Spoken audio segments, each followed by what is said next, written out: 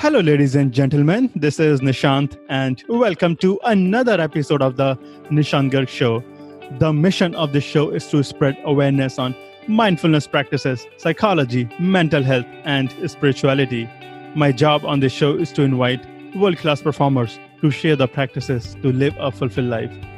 This episode guest is Tyrone Smith. Tyrone is a nationally recognized lecturer, author, leader, community activist, and motivational speaker.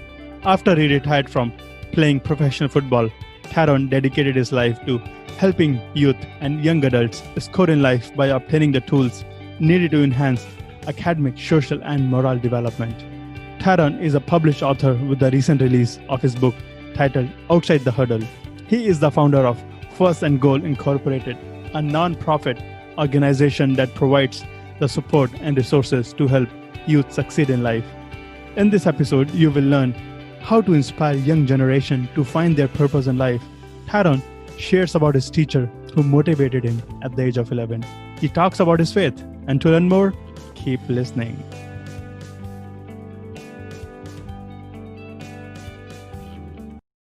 Tyrone, welcome to the show. Thanks for having me, man. I'm grateful and thankful to be on. I'm thrilled and excited at the same time to have you on the show, and I'm sure our listeners will learn so much from this recording, and you will instill a lot of hope in the youth and in everybody's lives. And how does your family describe now what you do for a living? Man, when my family think about what I do for a living, I mean, they describe it as being, a giver, thinking about what I do and how long I've been doing it, it's about really giving unto others. And when I think about giving, giving is receiving, turn inside out. So my parents really, not my parents, I'm sorry. People actually see me as a giver. My family actually see me as being giving because my whole family's giving as well. And these days, what are you giving? Man, what am I giving? Now, that's like a loaded question, right? I mean, it's like a very loaded question. It's When a I think broad about question. say it again. It's a broad question. Whatever comes to your mind. Man, when I think about, what am I doing these days? I think about, the work that I do in regards to giving back to others, primarily young people.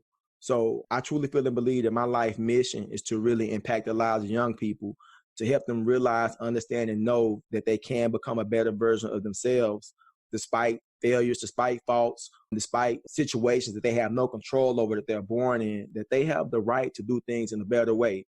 And in doing that, helping the young people realize and know it's all about having a different mindset and addressing the unaddressed and getting rid of those old bad learned behaviors in life. And so when I say that, it's one thing to say it, for youth, but that can carry over as well to collegiates, young adults, as well as adults. You have a company called First and Goal Inc., and which is an organization whose mission is to provide the necessary tools, support, and resources for youth. So what kind of tools your company is providing for youth?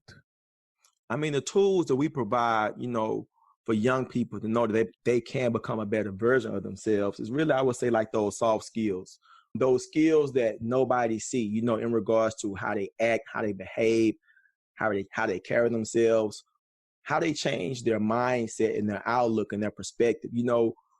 Those are the things I truly feel and believe are critical and key in regards to shaping the young minds that are part of our world.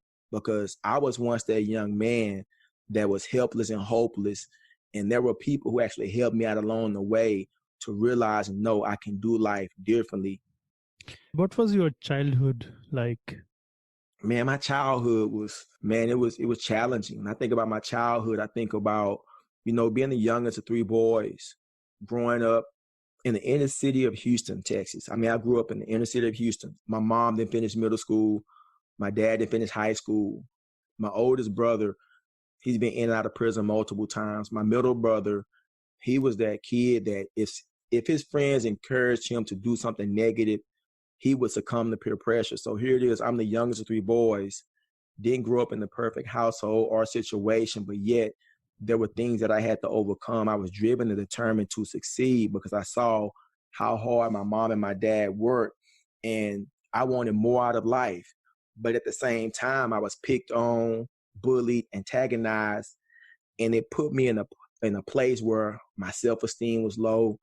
I didn't believe in myself, and where I felt helpless and hopeless at times. At what age did you decide that you have had enough and you don't want to live life like this? I think I would say that I was maybe about 11 years old.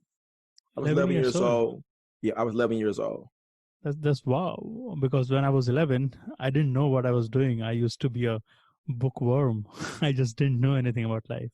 So at the age of 11, did you listen to any motivational speaker or who inspired you at that point? At the age of 11, I mean, I was always inspired, by my parents because, my parents, like I said earlier, they didn't finish middle school. My dad didn't finish high school, but they worked really hard and they were very giving people. And I saw how hard they worked and I saw all the different sacrifices that they made. And it inspired me to work hard. It inspired me in such a way that I was driven. And, with everything they had to deal with and go through, I had to get to a point when I was like 11 years old where I saw that I could do things better. Because when I grew up in Houston, in the inner city of Houston in Third Ward, it's not considered the best neighborhood. I mean, there was a lot of drugs, prostitution, a lot of different things going on in the community. And my family moved to the suburbs of Houston in the mid 80s. And when we moved to the suburbs in the mid 80s, we moved to Missouri City. And it was our first time, man, like having a house. We had a backyard, we had a front yard. We had rented so many different homes. We rented so many different apartments. And so we have our own house.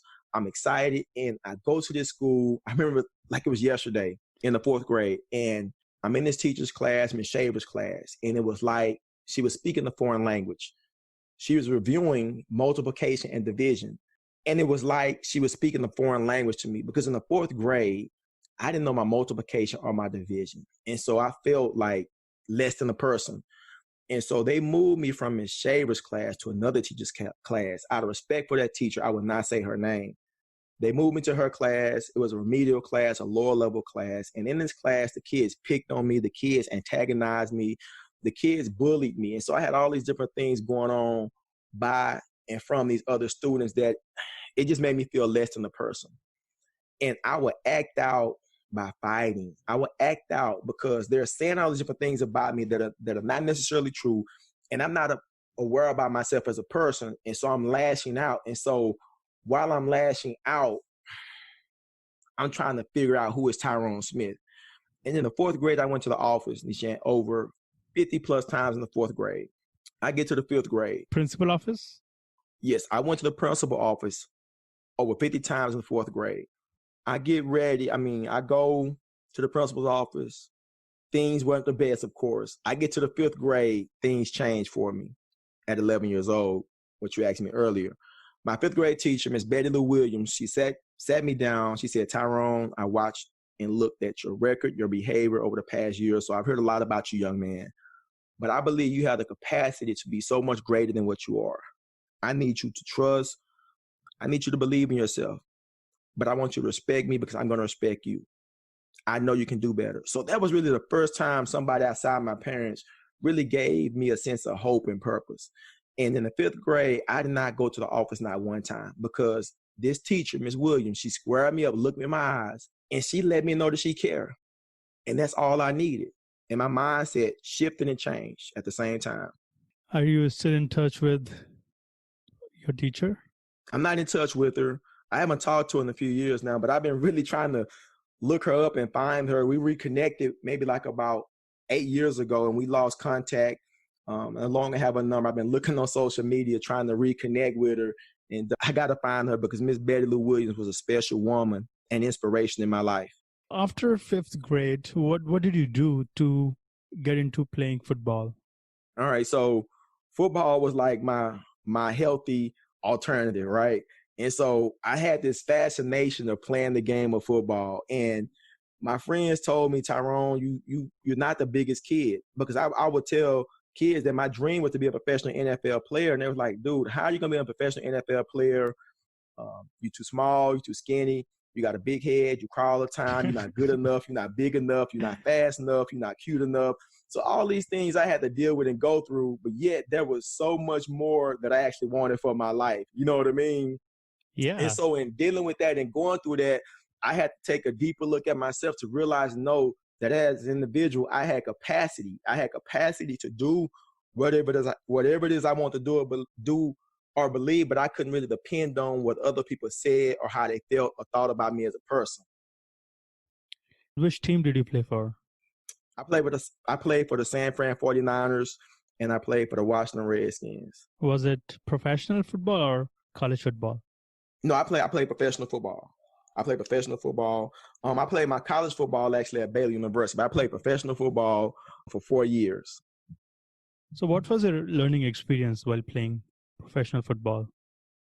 Playing professional football was, how could I put it? What was my learning experience like? Yes. Playing professional football, number one, for me, was like a dream come true because I always had these goals and these hopes and aspirations of actually making it to the NFL. So for the NFL to become a reality for me was truly big. And I was truly grateful and thankful for the experience. But at the same time, it took so much for me to actually get to that level that it's forever with me. And one thing that I realized, that getting to that point, I realized that all the work, all the sacrifices that were made for me to be a professional football player were necessary because I didn't do it by myself.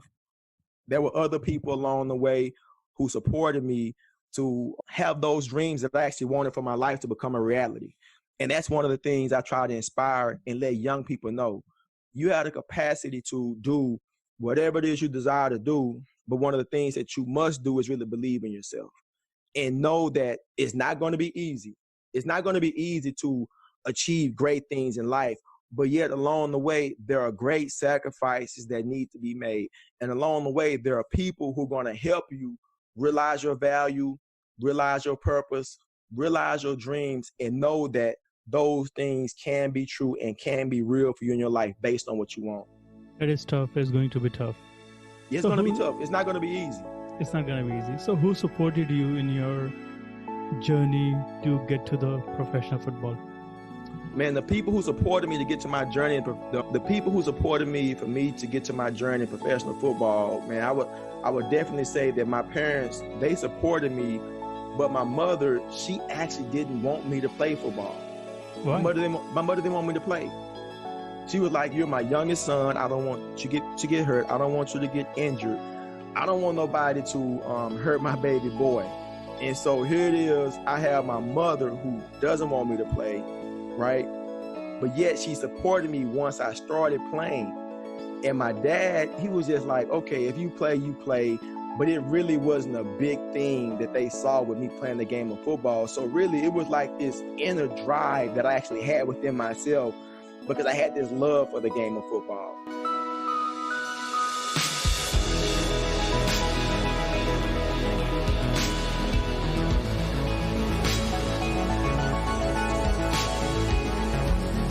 Then why did you decide to move out of football and launching this company called First and Goal Inc.? I mean, I stopped. Here it is right here. Now, I told you earlier that there were things that actually happened in my life where, you know, I was picked on, I was bullied, I was antagonized, and all these different things. But there was so much that I actually wanted to do despite what others said and felt and thought about me as a person. So I wanted to create an organization. I wanted to create a platform that could actually like impact the lives of young people, right? So here it is. Let me start an organization, First and Go Inc., where I can make a direct impact in the lives of young people. So when I got injured, man, I think it was like almost 20 years ago. I got injured 20 years ago. And when I got injured, I knew after I started playing the game of football that I wanted to create a program and organization that would actually impact the lives of young people. And that's why I created First and Go Inc. And I created First and Go Inc. because I want to pretty much help and support those students that were like me as a young man that was actually battling with things, dealing with things, going through things, and they needed that additional support and help. And so with First and Go Inc., that's what we do. We are there to share, to be a support, to empower, to equip young people to know that, you know, they can make their dreams and their goals and their hopes become a reality, just as long as they believe. And that's what the work is about. And that's why I get so excited about the opportunity to impact the life of anybody that I come into contact with. It can be an elementary student, middle school, high school, college, adult. I think that's my life mission, because I've overcame so lot. I've overcame a lot, and I have a desire to do so much more. When you speak of young people and youth, so what age bracket does your company work with? With First and Goal Inc., we primarily work with elementary through high school age students, but we made the transition where we started working here lately as well over the past couple of years with college students. I'm curious to understand, how do you shape their lives from, let's say, you have a college student or elementary school or middle school student, and they come from different backgrounds. They may not be aware of different development cycles. So how do you mold their lives into a better version of themselves? It's a broad question again, but what steps your company take? No, it's a broad question, but one of the things you think about this, we've been doing this work in regards to empowering young people for the past 20 years. And when you can go in multiple environments, whether they're middle class, inner city, urban, rural, there are going to be different dynamics of young people. And the thing about it is that when you think about the life that we live, Nishant, there's a lot of learned behaviors. There's a lot of different things that we do that we may think as individual, just because we're functioning, just because we're operating, just because we're living, that those things are right. But in reality, we can be functioning, but yet be dysfunctional. What do you mean by learned behavior? Yeah, exactly. It could be a learned behavior. So what we do, we come in and we dissect, talk, and dialogue and talk to young people to see, how do you approach and how do you think about life? And based on our analysis, when we sit down, work, and talk with them, we let them know it can be done a better way. But it's not going to happen overnight. It's going to take some time and some dedication and some commitment and some love and some passion. You have to care for others to do the work that we do. Like I said, when I was 11 years old, my 5th grade teacher, Miss Betty Lou Williams, she showed me that she cared. And because she showed me that she cared, I had to care for those young people and care for those others that I empower, as well as those people who are on my team who do the work with me. It has to be a love and it has to be a passion. Do you have any admission process to enroll students?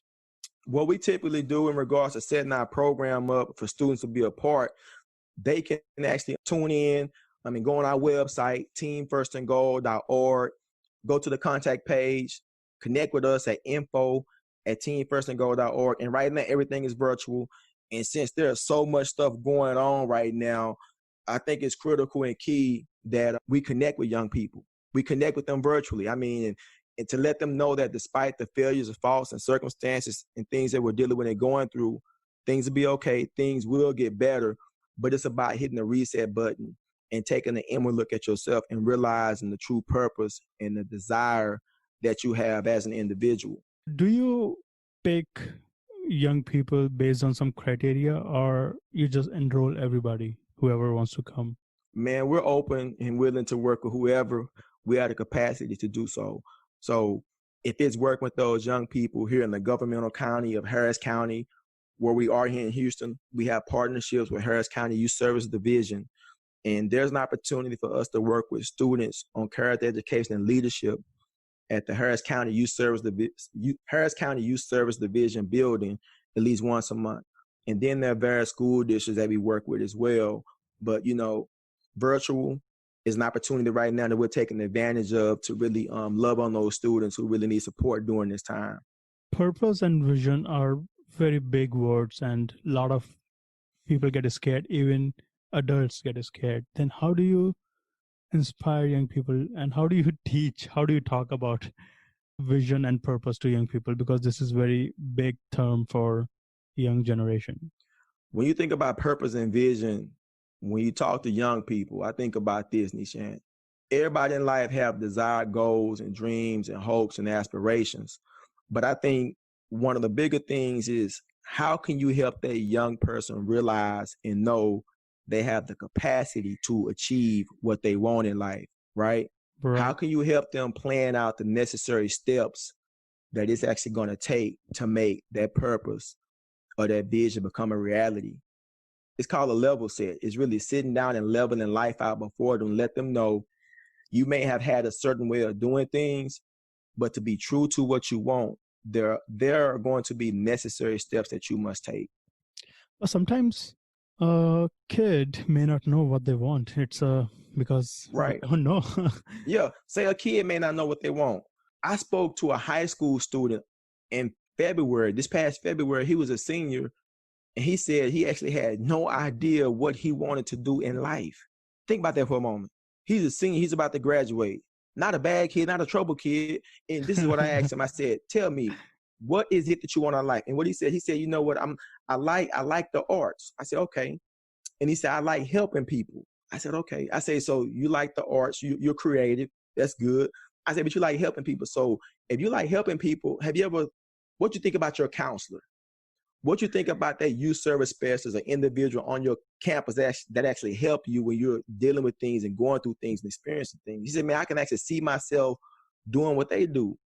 Now I'm talking through him, talking this over with him, and help him realize that let's sit down, let's think, let's strategize, let's plan, let's be creative to help you map out the necessary goals that you may have that you haven't necessarily thought about. And I told him this, I say, man, you have a desire to possibly be a counselor. And one thing I tell young people, you have to make your smartphone smart. I mean, if you have a specific purpose, a vision, a goal in mind, you can research whatever you want on your phone. That's how you make your smartphone smart. But yet, Nishant, we sit down and we talk to young people to find their various interests and things that they love doing, things that they're passionate about, to really help them and guide them towards their purpose or their vision in life. A friend of my wife's and Kim Patterson, she said this years ago, in the pursuit of your passion is the prescription of your purpose. She said, Can you say that again? I love it. This is what she said. Kim Price Patterson, because I can't take credit for it. She said, in the pursuit of your passion is the prescription of your purpose. And what that means, whatever it is that you love doing, your passion, you're passionate about it, you enjoy doing it. You can wake up and do it every day and not get paid for it. It fulfills you, it inspires you, it encourages you, whatever it is, that could possibly be your purpose. And now the thing is, how can we connect you as an individual with somebody that can mentor you along the way based on their love, their purpose, and their passion?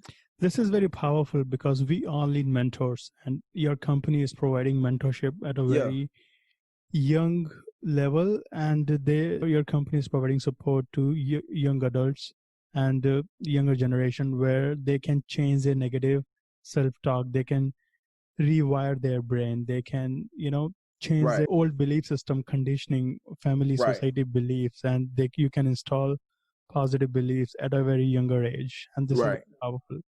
I want to know, what challenges do you face while working with youths? The challenge that I face in working with young people, I think, is really because I can't do it alone. I can't do it alone. It's a collective effort, and one of the greatest challenges really, finding people who have the same love and passion and energy and purpose to support the young people of today. And, I've been doing this work, man, like over 20 years now. And I thank God every day for the opportunity to use my platform to make a difference in the lives of others. But I think to have true growth and true depth in what you do, you got to have people around you who have the same love, desire, purpose, and passion. Now, I have people on the team who do this work with me. I don't do it alone. But I think to have expansion, you got to have those like-minded people that really have a desire to do it, because there are so many young people that are hurting. There are so many young people that are lost. There are so many young people that need direction. There are so many young people that need a mentor. And I think that's key, because there have been people, like I said, along the way that have actually helped me. My fifth grade teacher, Ms. Williams, to my coach, Coach Dennis Brantley. We to this day, to people like Miss Patricia Landhart, man, who took me in when I was homeless. I mean, a number of different coaches, to Walter Abercrombie, who was my mentor at Baylor University. There were a number of people who really helped me along the way in my journey. My pastor, Dr. Ralph Douglas West, that have been really instrumental in what I actually do, and it's my duty to give back. And so in saying that, It's finding those people who can come alongside with you to do the work and do it from the right space and place, which is from the heart. Yes, we can do it alone. We need support, we need mentorship, we need all kinds of support to move forward in life. Yeah.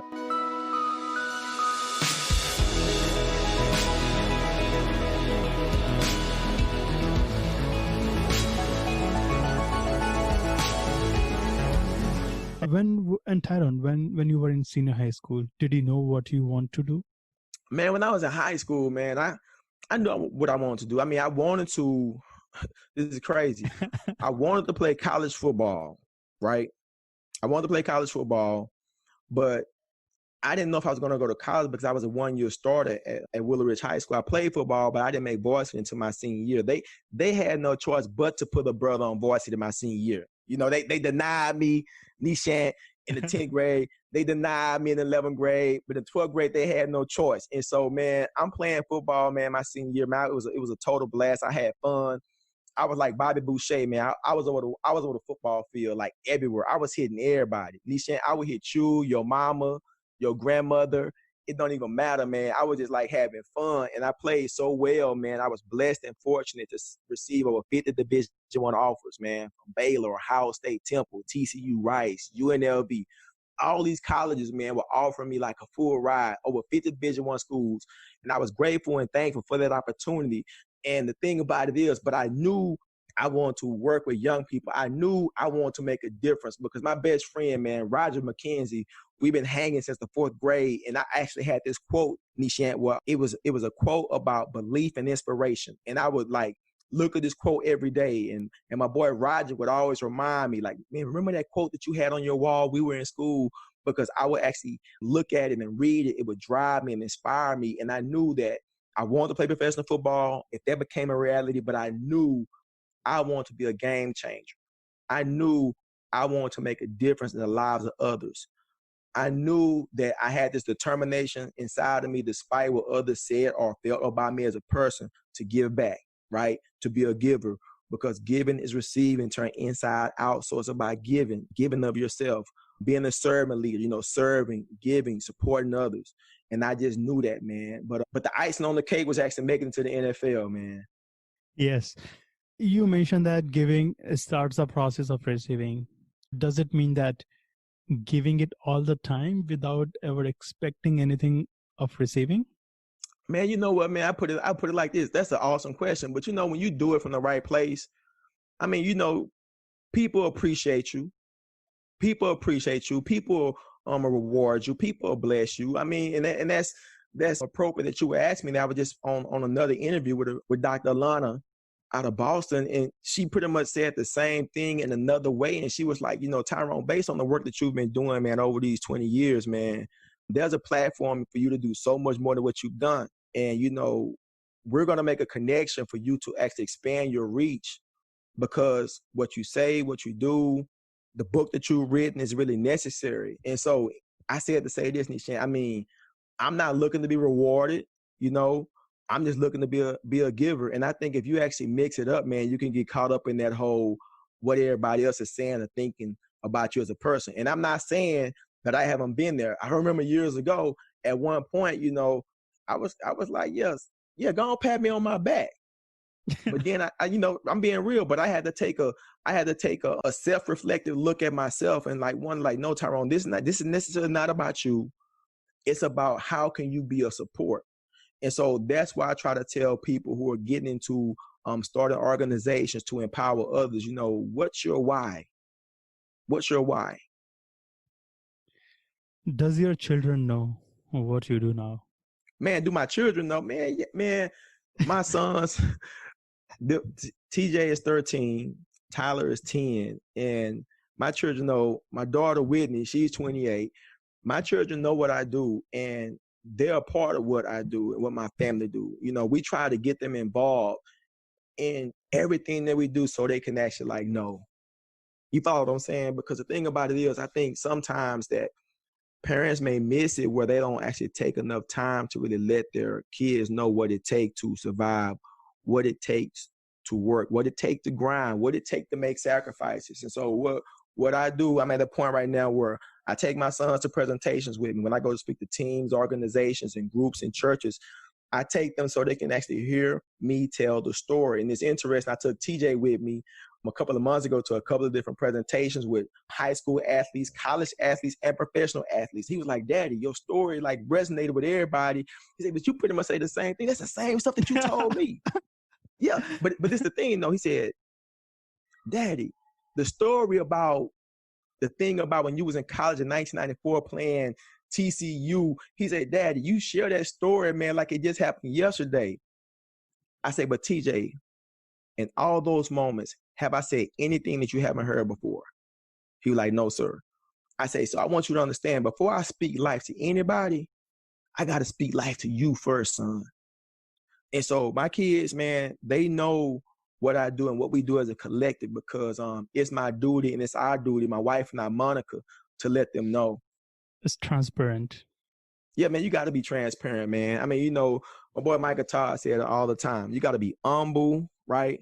Open and transparent. You got to be hot, man. You got to be hot for life if you want to live it the right way. What's your relationship with your kids? Man, my relationship with my kids, man, I love my kids. You know, I love my kids dearly. My oldest daughter, her name is Whitney. She's a diva. You know what I mean? She looks like me. Her complexion's a little bit, you know, brighter than I am. But I mean, I love my kids dearly. I mean, just to see an extension of yourself, I mean, it's so beautiful, so rich, so awesome. And, you know, to see even like TJ and Tyler, you know, my sons, it's truly a blessing, man, to kind of see that God has really blessed you, beings, individuals who have tendencies, who have various things that they do like you do. It's just truly, man, amazing, man. So I thank God, man, for my kids. I thank God for the opportunity to leave a lasting legacy where my kids can really leave their mark on the world based on me leaving the mark on them. And so I love being a father, right? I love being a husband. I love each day to really look at how can I do and be better because I didn't grow up in the perfect situation. And so as I speak to young people in regards to many different things, I'm sharing relevant life experiences based on things that I went through and experienced as a young man. So in that, it's about let me love on my kids. And not that my father didn't love me, but my father didn't know how to tell me that he loved me because his father didn't tell him that he loved him. So here it is, you have like this cycle of not knowing and then getting to a point in place where I'm knowing and looking to dive in deeper about my life and my story and my journey and the surrounding based on how my dad did life that I want to like break a vicious cycle. Since your dad didn't love you, was it difficult for you to love your children, or did you have to learn how to love children? No, I'm not saying that my dad didn't love me. My dad, I feel that my dad to this day, he do love me, right? He's older now. I believe that my dad loved me, but he didn't know how to say that he loved me. You follow me? Yes. My dad, I can never recall a time or a moment where my dad took me to school, right? That's okay because he had to sacrifice and work. I can never recall a moment or a time when my dad read a book with me, right? That's okay because he had to go to work. I never can recall a moment or a time that my dad actually talked to me about, you know, the birds and the bees, right? But I mean, so when I'm saying there are a lot of different things that my father didn't do that, I mean, I can't be mad at, but what I can do is look at how can I do it better, right?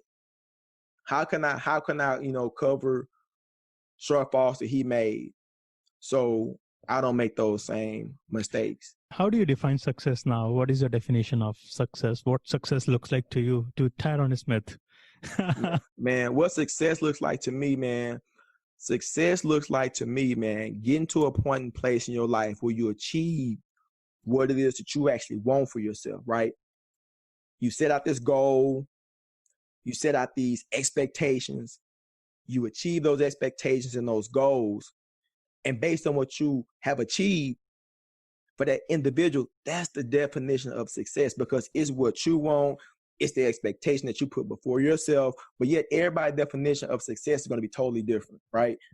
It's going to be totally different. And so with that being said, you know, success for me is really accomplishing everything that I've done to this point and know that there's still so much to be done because I'm determined, I'm driven, I'm focused, I'm hungry to do so much more. Can we spend few minutes on God and church. Yeah, let's go God in church. Let's go God in church. I wanted to ask you. You say you want to talk about God in church. All right. Yes. So you speak and present and inspire in churches. You talk about youth inspiration, discovering their purpose in the churches. Right. Do you add God philosophy when you speak to youth, or you just speak a plain normal language? I speak like a plain novel language, because when you go to schools, you have church and state.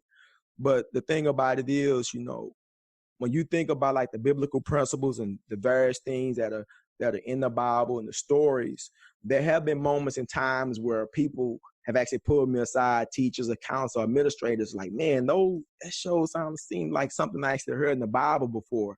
And so out of respect for church and state, out of respect for those schools and individuals who bring me in, I separate those two. But when I'm given a platform to share my story, my life, my journey, my testimony as a Christian and as a believer, to give Christ all the glory, man, I'm all in to do so. Do you pray every day?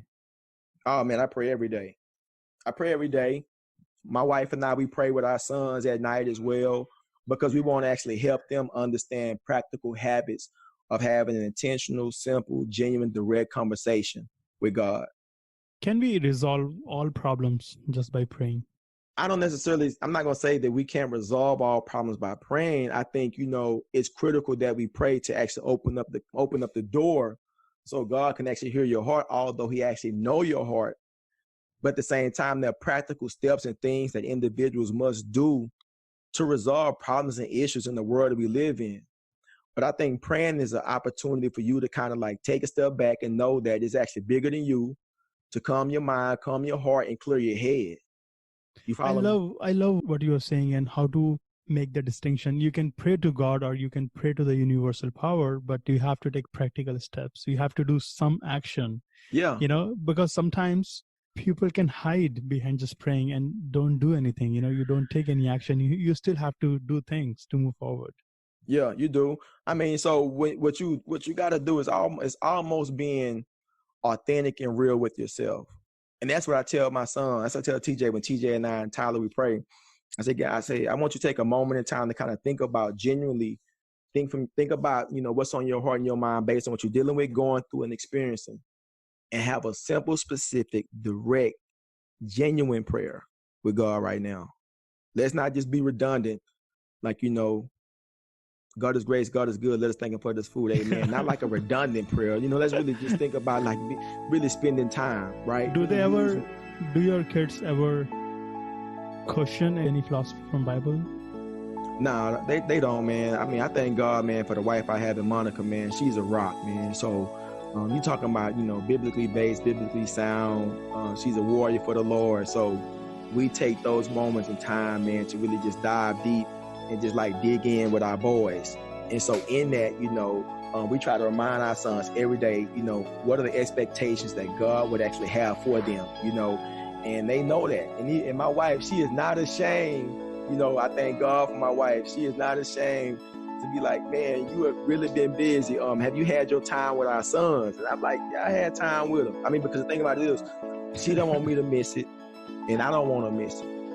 And I thank God for her in regards to the accountability that we have one another.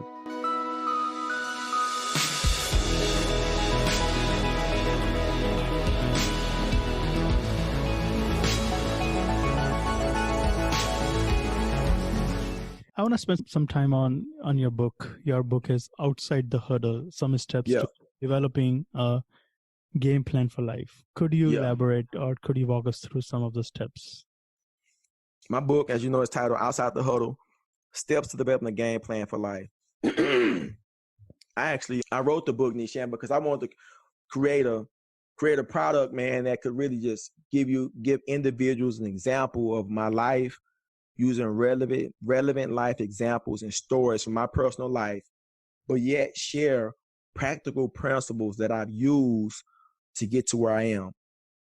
I talk about a number of different things. I talk about, purpose, creating a plan, life is a process, pitfall, people, practice, progress in life, and pausing. So I talk about all these these 8 principles and how you can apply them to your life if you take an inward look at yourself and think about how you approach life, but know it can be done better. And I wrote it in such a way that it's an easy read for anybody, but yet at the same time, it's challenging.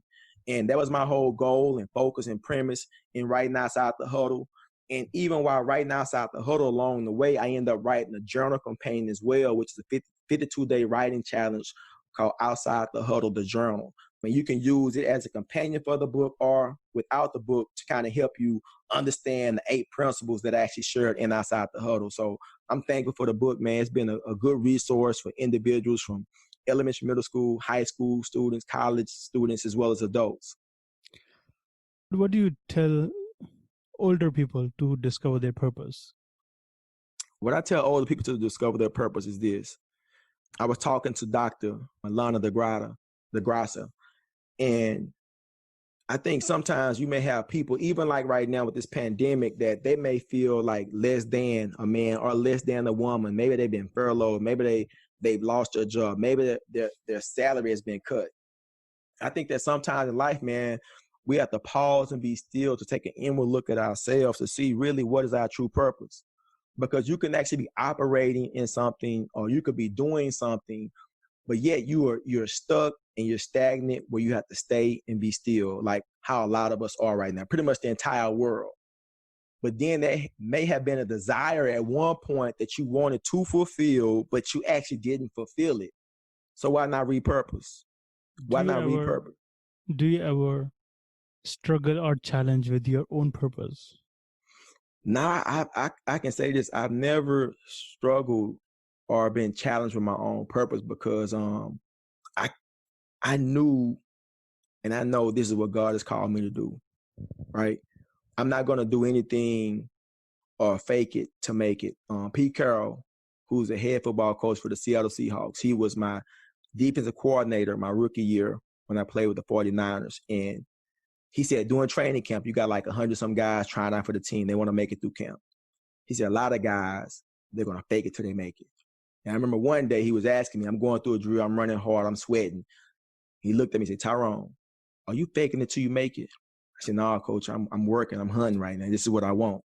And so when I say that, Nishant, I mean, in regards to living and doing what I'm doing, I have a pure love, joy, and purpose behind it, right? We talking about 20 years in. I mean, I've been doing this work long and I've been playing the game of football going back to when I was 12 years old, right? So what I'm doing, think about that. So what I'm doing right now aligns with what I am called and destined to do. Anything outside of that, I'm not going to try to do. Now, there are things that I can do to expand my reach based on what I'm doing, right? In other capacities, right? In other communities. But at the same time, it's still fulfilling my purpose that I'm called to do. So, man, I haven't had any challenges because it's been in love. Because in life, you're going to have challenges. And when you ask the question about challenges, I mean, of course, there are challenges that you deal with and go through in life. But there hasn't been a challenge, man, where I've been like, man, am I actually doing the right thing? You follow me? But, you know, I can really attribute that to having, you know, people in my circle of support and in my corner, man, that really hold me to expectations and hold me to standards based on what I say, right? And based on what I desire to do. So I'm thankful, you know, for my pastor, you know, Dr. Ralph Douglas West, who's a really good friend. He's like a friend, a father and a brother. And we talk all the time and we have candid, genuine conversations. And so I'm thankful for him. I'm thankful for friends like Roger McKenzie. I'm thankful for people, you know, like Mike Matthews. I'm thankful for people like Eddie Shaw, Rashad Carter, other individuals who know me, right?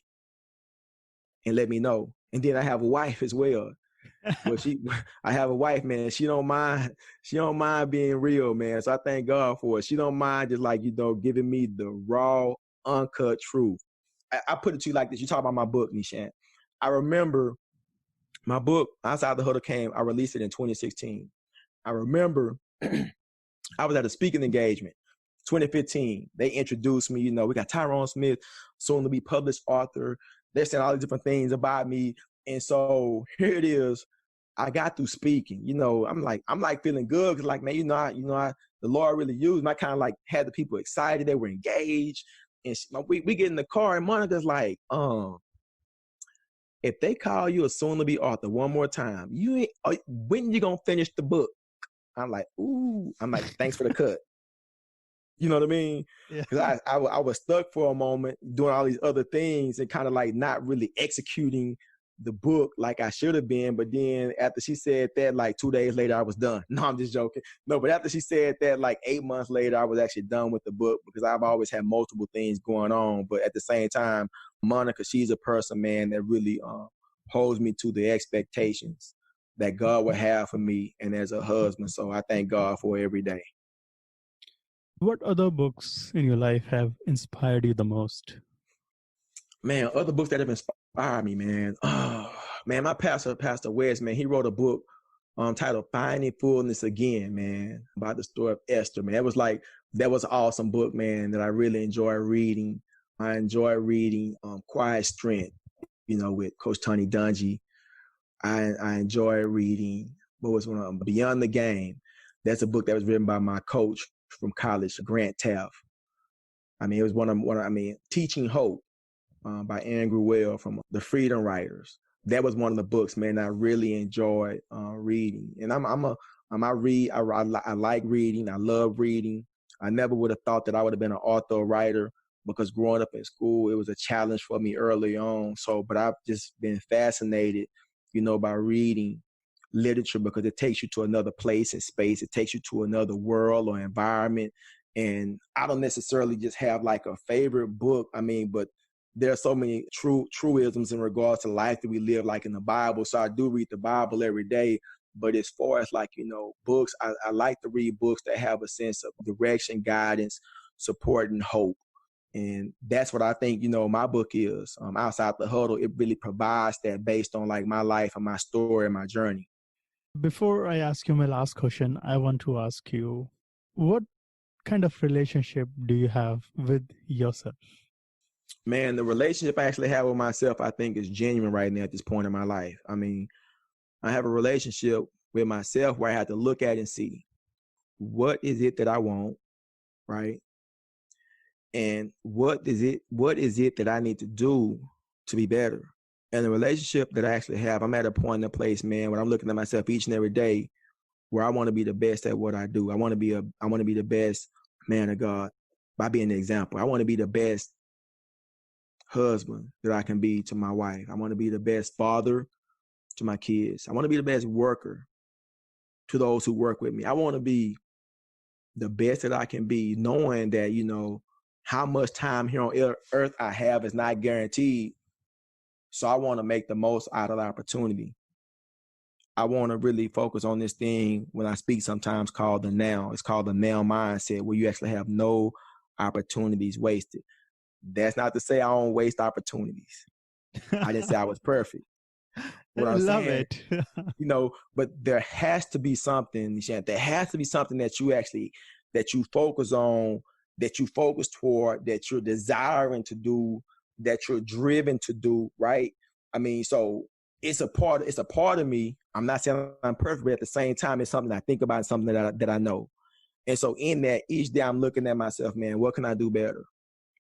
But yet there's a lot that I do. So the lot that I do and the lot I desire to do. So I got to prioritize it, right? And I got to surround myself with people that can really help me execute to actually make things happen. But at the end of the day, it's about me being true to myself. I absolutely love everything what we have talked about so far. And where can our listeners find you online? Man, your listeners, they can actually find me, right? They can find me online on Twitter. On Twitter it's Tyrone24. Okay. They can always go to the website, Tyrone24.com, TYRONESMITH24.com. They can connect with me. If they go on my website and purchase my book, or they can purchase a book, leave a note. I can personalize the book, autograph it, put that nice signature in there, little autograph card, little book notation piece with it as well. But TyroneSmith24.com. I'm on Twitter, I'm on Instagram, I'm on Facebook. But I'm just, thankful, man, for the opportunity and platform to connect with people like you, man, that do an awesome job to put the story out there about individuals like me who have a love, a purpose, a passion, and a mission. for the greater love of the world that we live in. And I want to ask you last thing, where can people find you in Texas, in Houston? Hey man, they can find me, man. In Houston, I'm actually everywhere, man. You know, you can find me in Houston. Check this out. So if they connect or direct message me on Twitter, Tyrone24 on Twitter, right?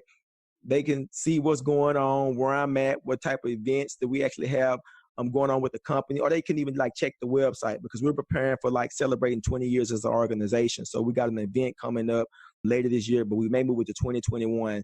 But there are a lot of different Facebook Live and Instagram Live events that we're going to be doing to kind of like celebrate the work that we've been doing the past 20 years with our nonprofit First and Go Inc. Because we're trying to keep the traction going to really impact the lives of young people. So we're trying to, you know, really maximize opportunity and have fundraisers so we can expand our reach to work with many more young people around Houston and this nation as a whole. Because right now, man, it's a virtual world that we live in. Yes. Tyrone Smith, thanks for being on the show. It was amazing conversation with you. No, man, I enjoyed it, man. Thanks for having me on, man. Thank you. It's truly been a blessing and an honor. And I just thank God, man, for every day, man, for people like you and myself and others. So you keep doing it big, man. And you can bring me on again another time and we can still keep it going. I would. All right? I appreciate it.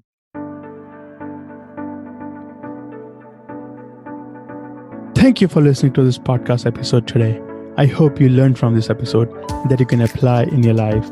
If you did enjoy this, please subscribe to the podcast, The Nishant Garg Show, on Apple Podcast. You can also subscribe to the show through my website, https://nishantgarg.me,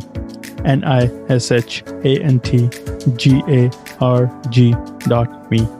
You can also share this podcast with your family and friends or whoever want to feel fulfilled. And thank you so much again.